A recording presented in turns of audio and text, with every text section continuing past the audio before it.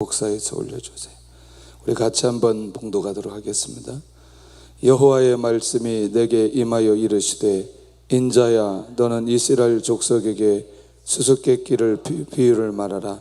여호와께서 이같이 말씀하여 이르시되, 색깔이 화려하고 날개가 크고 깃이 길고 털이 숱한 큰 독수리가 레바논에 이르러 백향목 높은 가지를 꺾되 그 연한 가지 끝을 꺾어 가지고 장사하는 땅에 이르러 상인의 성읍에 두고 또 그 땅의 종자를 꺾어 옥토에 심되 수양버들 가지처럼 큰 물가에 심더니 그것이 자라며 퍼져서 높지 아니한 포도나무 곧 굵은 가지와 가는 가지가 난 포도나무가 되어 그 가지는 독수리를 향하였고 그 뿌리는 독수리 아래에 있었더라.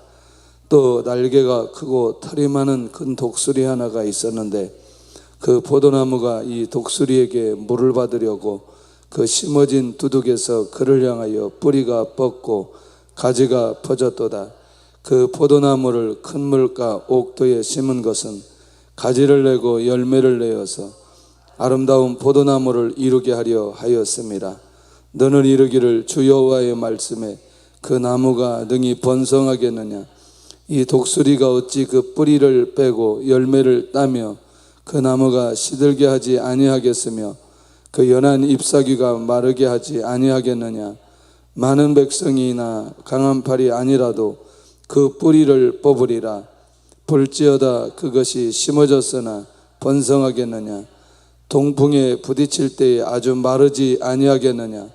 그 자라던 두둑에서 마르리라 하셨다 하라. 아멘. 오늘 이 본문에 있는 내용이 매우 중요한 내용입니다. 한번 우리 따라서 하겠습니다. 독수리와 포도나무 비유. 독수리와 포도나무 비유.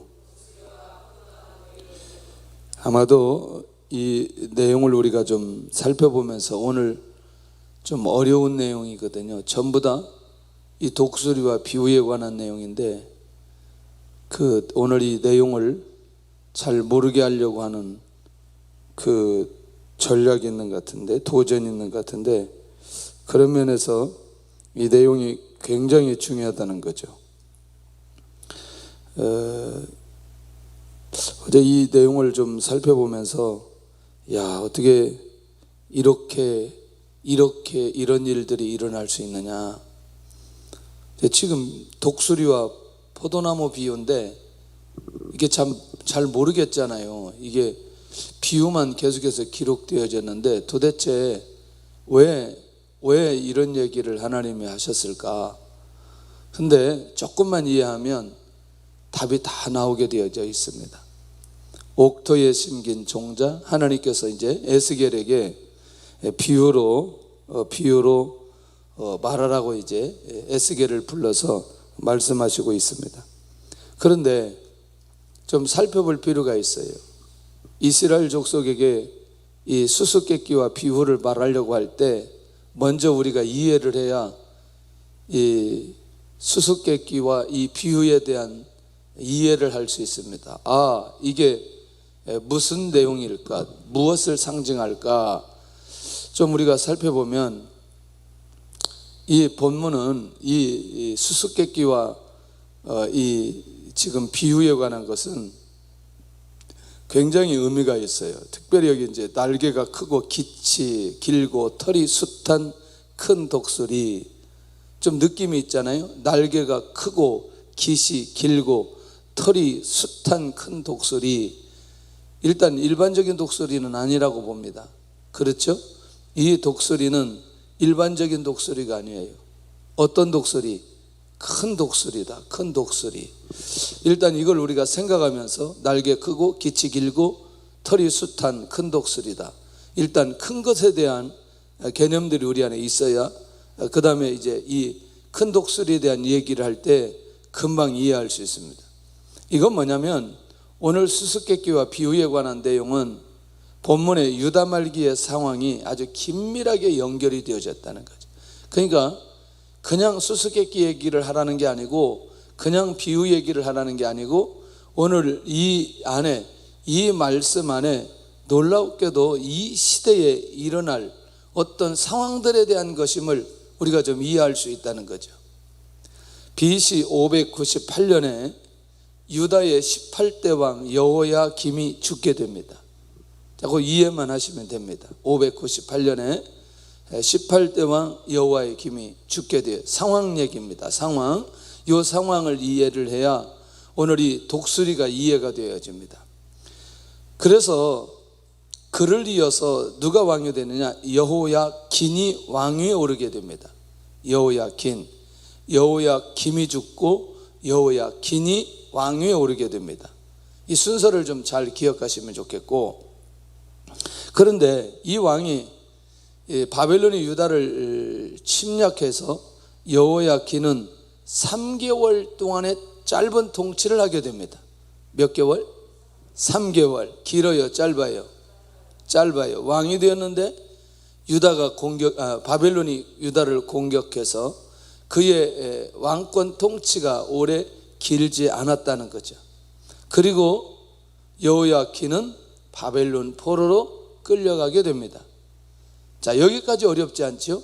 여호야김, 여호야긴. 그런데 그 왕이 바벨론의 포로로 끌려가게 된다. 그런데 놀랍게도 여기 등장되어지는 이 날개가 크고 깃이 길고 털이 숱한 큰 독수리는 바로 바벨론 느부갓네살 왕을 상징하고 있는 것을 보게 된다. 그걸 말로 하면 좋겠는데 이렇게 수수께끼와 비유로 말을 하라고 하면서 결국에는 여기에 이제 이 시대적인 상황이 어떻게 흘러갈 것이라고 하는 걸 하나님께서 알려주고 있다는 거죠. 근데 갑자기 본문에 보니까 3절을 한번 잘 보셔야 돼요. 3절. 이게 봐야 이제 이게 들려지는데, 시작. 여호와께서 이같이 말씀하여 이르시되 색깔이 화려하고 날개가 크고 깃이 길고 털이 숱한 큰 독수리가 레바논에 이르러 백향목 높은 가지를 꺾되. 레바논에 이르다. 이건 실제로 레바논을 얘기하는 게 아니고 지금 이 레바논은 유다 왕국을 상징하고 있는 것을 보게 됩니다. 궁금하지요? 레바논이 유다 왕국이다. 왜 유다라는 나라를 레바논으로 얘기했을까?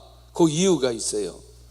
특별히 이제 백향목까지 보고, 이 백향목 높은 가지는 누구를 지칭하느냐?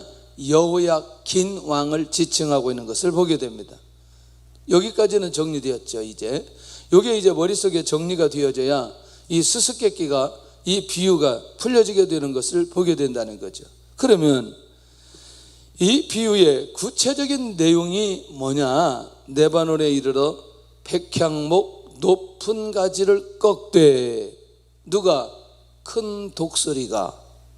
그러니까 지금 되어질 시대적인 상황들을 뭘로 얘기한다? 지금 비유로 얘기하는 것을 보게 된다는 거죠. 독수리가 레바논 백향목을 가지를 꺾었다는 것은 도대체 어떤 의미가 있길래 이렇게 말하느냐? 어떠세요? 무섭고 사냥을 제일 잘하는 새로 알려진 새가 어떤 새예요? 독수리예요. 그런데 그 독수리가 사냥도 잘하는데, 사냥 잘하는 독수리가 공격을 한다면 피할 수 있는 대상이 있을까요? 없을까요? 없어요. 그만큼 그 공격력은 매우 강력하다는 사실을 얘기하고 있는 것을 보게 된다는 거죠. 힘이 있어요? 높이 날죠. 한번 목표물로 지정하면 그 목표물을 절대로 놓치지 않는 새가 독수리다. 이야, 그런데 레바논 연한 가지 끝을 꺾어 가지고, 궁금해요. 왜 레바논으로 말씀하시나 봤더니 여기에 비밀이 있어요. 이스라엘을 대표하는 것이 뭐냐면 성전과 왕궁이에요. 그런데 이 성전과 왕궁은 주로 재료가 어디에서 왔느냐? 레바논에서 수입해온 백향목이에요. 그러니까 전체 그 건물들을 보면은 결국 이 백향목, 레바논에서 가지고 있는 백향목이기 때문에 결국에는 오늘 유다를 레바논이라고 이렇게 비유로 얘기하고, 특별히 여기 백향목을 누구라고 얘기하느냐? 왕이라고 상징하는데, 자, 한번 보세요. 그 가지를 꺾었다는 것은 무슨 의미냐? 이런 거예요. 자, 아까 누가 꺾는다고? 그렇지, 누가. 큰 독수리는 누구를 상징한다? 느부갓네살왕을 상징한다. 근데 네바논에 무슨 가지? 백향목 가지를 꺾었다고 한다. 이건 이제 전체를 한번 다 정리를 해봤더니 이런 거예요. 유다 왕실의 고관들과 방백들을 지칭할 때 그 가지를 꺾었다고 말하는. 그러니까 이 내용 하나하나를 잘 살펴보니까 지금 예루살렘에 앞으로 벌어질 것에 대한 얘기들이 계속해서 오늘 17장에 구체적으로 기록되고 있지 않느냐는 거죠. 결국 뭐냐? 그 용사들과 귀족들과 권세 있는 자들을 다 잡아다가 어디로 데려가요? 바벨론 포로로 잡아간다는. 그 가지를 꺾는다는 말은 결국 앞으로 이 유다 왕실과 고관들, 귀족들, 괜찮은 사람들은 다 포로로 잡혀가서 바벨론에 갈 것이라고 하는 이 얘기를 지금 가지를 꺾었다라고 하는 말로 지금 여기 비유로 말씀하고 있다는 것이죠. 와, 놀랍지 않아요? 요 내용이 단순하게 비유의 내용이 아니고 이 내용은 결국에는 앞으로 일어날 역사적인 사건들이라고 생각한다면 너무너무 놀라운 거죠. 장사하는 땅에 이르러 상인의 성읍에 들어와. 어쩌면 이걸 본문적으로 정확하게 볼 때는 바벨론 왕국 자체를 가리키도록 하고 있다, 이렇게 보기도 하네. 그러니까 왜냐하면 포로로 잡혀가는 곳이 있어야 되는데 그 포로로 잡혀가는 곳은 어디예요? 바벨론이에요. 그러니까 결국에는 포로로 잡아 상인의 성읍에 두라. 결국에는 바벨론 포로로 잡혀갈 것이다. 자, 이렇게 말씀하고 있는 것을 보게 된다는 거죠. 와, 한 절 한 절이 일어날 사건에 대한 얘기라면 이것이 얼마나 놀라운 사건이고 얼마나 놀라운 비밀인지를 우리가 잘 살펴볼 필요가 있다는 것입니다. 자, 그런 면에서 우리가 또 하나 이제 살펴본다면 그 땅의 종자를 꺾어 옥토에 심되 수양버들 가질처럼 큰 물가에 심더니 이게 뭘까? 그 땅의 종자를 꺾어 옥토에 심되 뭘 꺾어? 종자를 꺾어. 어떠세요? 느부갓네살 왕은 이제 이 유다를 통치하기 위해서 유다 토착민을 택했다는 거죠. 토착민. 우리로 말할 때 뭐라고 말해요? 그 지역 출신을 뭐라고 말해요? 에? 원주민. 예. 그런데 이제 좀 잘 살펴보면 그것이 자라 퍼져서 높지 아니한 포도나무, 이렇게 얘기하는데 여기 보니까 굵은 가지와 가는 가지가 난 포도나무가 되어, 이제 조금 더 가보면서 이걸 좀 정리를 해야 돼요. 결국 뭐냐? 그 땅의 종자를 꺾어 옥토에 심었다라고 하는 부분들은 새로운 왕을 세우는데 누구를 세웠느냐? 여러분들 기억하시나요? 마지막 왕 시드기야 왕이 기억되죠.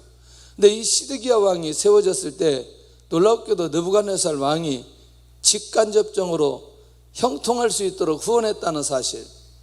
예. 왜냐하면 다른 나라 사람들을 세우지 않고 결국 그 나라에 있는 시드기야를 세웠다는 것은 결국 나름대로 의미와 생각이 그 안에 있었던 것을 보게 된다는 거죠. 그런데 그 가지가 누구를 향하였고 독수리를 향하였고 그 뿌리는 누구 아래에 있었더라?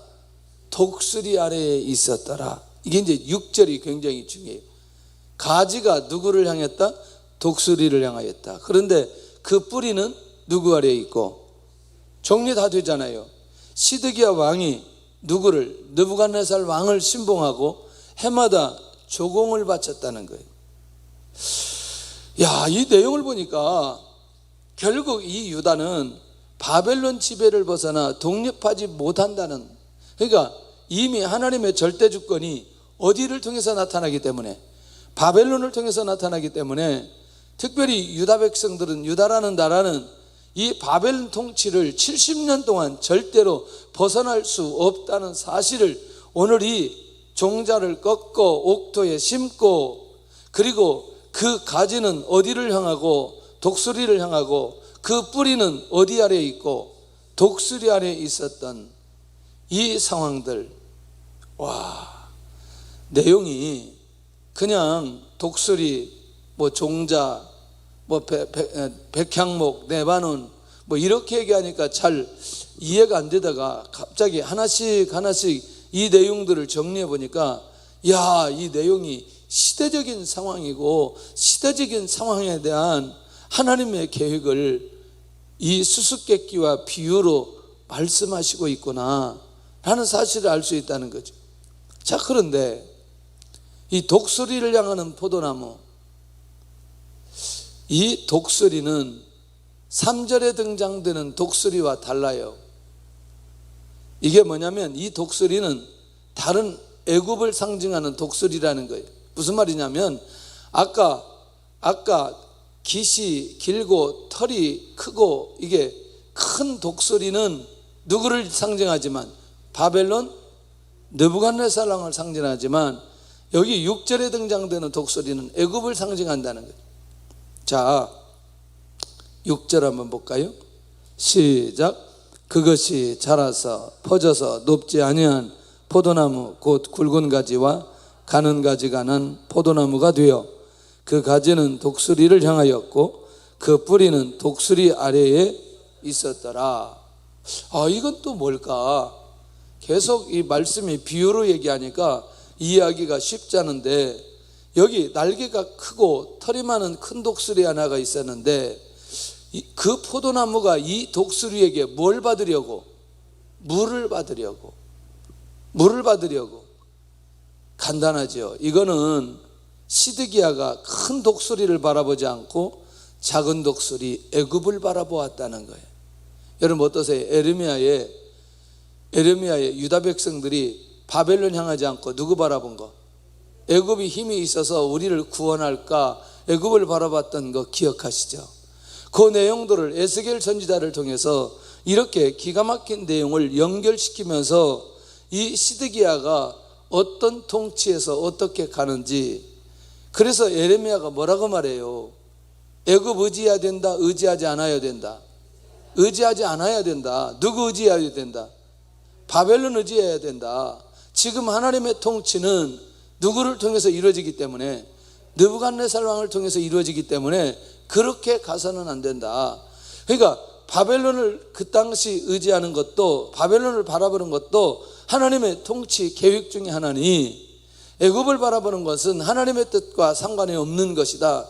그렇게 자꾸 말하니까 어떻게 해요? 에레미야까지 끌고 애굽으로 가지 않아요.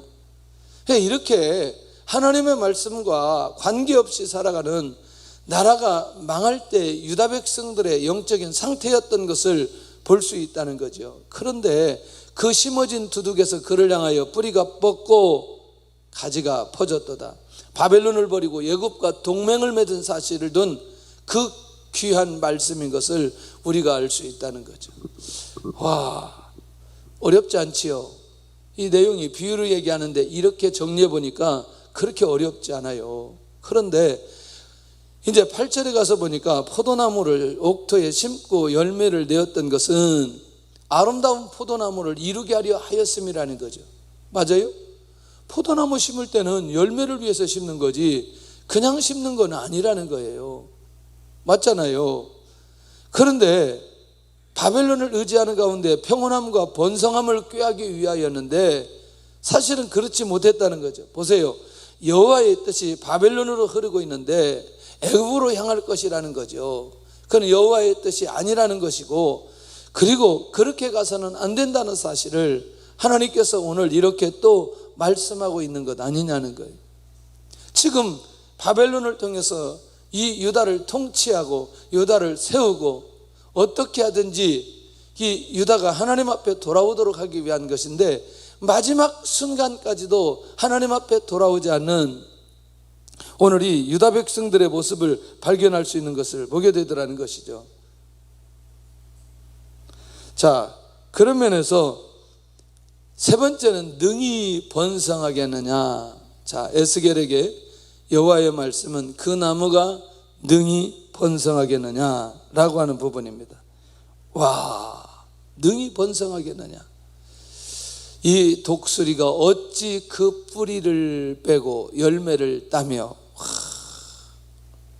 그 뿌리를 빼고 열매를 따며 그 나무가 시들게 하지 아니하겠으며 그 다음에 그 연한 잎사귀가 마르지 아니하겠느냐. 느낌이 오나요? 지금 무슨 말인지 느낌이 와야 돼요. 이 나무가 번성하겠느냐 번성하지 않겠느냐. 번성하겠어요? 왜 번성하지 않아요? 지금 하나님의 뜻과 상관없이 지금 옥토를 딱 그 종자를 옥토에 심어서 수양버들처럼 그렇게 엄청난 가지가 있게 하고 이렇게 가지가 나서 열매를 맺게 하도록 하는데, 세상에 지금 제대로 뿌리를 내려야 되는데 뿌리를 내릴 곳이 바벨론이 아니고 애굽의 뿌리를 내리는데 그 연한 잎사귀가 마르게 하지 아니하겠느냐. 그것은 뿌리를 내리는 순간부터 결국에는 그 나무는 마르게 되어질 수밖에 없다. 무슨 말이냐면 하나님의 뜻과 상관없이 자기중심적으로 살아가는 경우에는 열매를 맺을 수 있다 없다? 열매 맺을 수 없다. 지금 이 시대에 이제 우리가 눈이 열려야 될 필요가 있다는 거예요. 이제 그렇구나. 하나님께서 한번 계획하시고 하나님의 말씀이 떨어지면 하나님의 말씀 따라 순종하고자 하는 의지가 그 안에 있을 때에 열매를 맺고 잎사귀가 마르지 아니하는 기가 막힌 역사가 일어날 텐데, 결국 뭐냐면 많은 백성이나 강한 발이 아니라도 그 뿌리를 뽑으리라. 오래가지 못한다는 거죠. 열매를 맺지 못하니까. 결국 뭐냐, 여호와의 섭리를 거부한 애굽과 동맹을 맺은 시드기야. 지금 섭리는 그게 아니라는 거죠. 시드기야의 시도가 지혜롭지 못하다는 거예요. 하나님의 뜻이 아니기 때문에 지금 이 내용을 독수리와 포도나무 비유를 통해서 하나님께서 지금 에스겔 선지자를 통해서 계속해서 알려주고 있는 것을 보게 된다는 거예요. 와, 그러니까 나중에 이제 11절 가서부터는 비유에 대한 해석이 쭉 나오거든요. 이게 이제 이걸 잘 모를 때는 이게 무슨 말인지 잘 모르지만 우선 이것만 잘 살펴봐도 이게 지금 이 비유와 이 수수께끼가 어떤 비밀인지를 우리는 정확하게 알고 하나님께서 기뻐하지 않는, 하나님께서 원하지 않는 그런 시도를 해서는 안 된다는 사실을 우리에게 가르쳐주고 있는 거 아니냐는 거예요. 그러니까 시드기야의 행위가 옳지 않다는 것을 돌아보는 기회로 삼도록 그렇게 말씀하고 있는 것을 보게 된다는 거죠. 할렐루야. 그래서 이제 내일은 이 비유의 해석이 어떻게 되는지 보겠는데, 우선은 오늘 이 비유에 대한 내용을 우리가 기억하면서 어떻게 하든 하나님께서는 이 시대에 하나님의 백성들의 잘못된 것을 깨닫도록 하기 위한 그 마음이 오늘 하나님 중심 안에 있는 것을 보게 된다는 거예요. 자, 에스겔을 통해서 이것을 알릴 사명이 그에게 있기에 이 비밀을 예루살렘에 또는 포로 잡혀와 있는 백성들에게 알리기를 원하셨다는 거죠. 그러니까 시드기야가 보여주는 그것은 하나님의 뜻이다 아니다? 아니다. 만약에 그대로 가는 만큼 열매가 있을 거다 없을 거다? 없을 거다. 그러니 이것은 하나님 앞에 지혜롭지 못한 것이니 빨리 하나님께 돌아와야 된다. 하나님의 뜻을 알고 하나님의 인도를 받고 깨어 있어야 된다 라는 사실을 우리에게 가르쳐주고 있는 것을 보게 된다는 거죠. 자, 그런 면에서 오늘 우리들이 어떤 상황 속에서도 하나님, 내가 깨닫기를 원합니다. 하나님의 뜻이 무엇인지 분별하기를 원합니다. 하나님의 인도받기를 원합니다. 역사에 주시옵소서. 자, 그것이 심어졌으니 번성하겠느냐? 동풍이 부딪힐 때 아주 마르지 아니하겠느냐? 그 자라던 두둑에서 마리를 하셨다 하라. 이 말은 뭐냐면 하나님의 뜻을 거슬러 세상을 의지하면 그는 결코 형통하지 못한다는 거예요. 아멘을 크게 하셔야 돼요. 이 얘기하려고 하는 거죠. 이 얘기하려고 하는 거죠. 형통이라고 하는 건 하나님의 뜻을 거스르지 않을 때, 하나님의 말씀대로 살아갈 때, 하나님 앞에 순종할 때, 그때 형통이 찾아오게 되어지는 것을 보게 된다는 거예요. 여호수아에게 형통 얘기할 때 그 율법 책을 주야로 묵상하고 좌우로 뭐 하지 말아라, 치우치지 않을 때 형통할 것이다, 평탄할 것이다. 죄송하지만 하나님의 말씀대로 사는 것이 다른 사람들이 보기에는 미련한 것처럼 보이지만 그게 형통의 길이라는 거예요.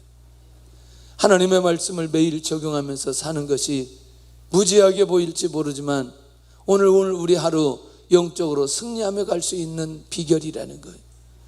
기도하는 것이 무지한 것처럼 보일지 모르지만 기도하는 사람들을 통해서 이 시대에 하나님의 일들을 진행한다는 사실이죠.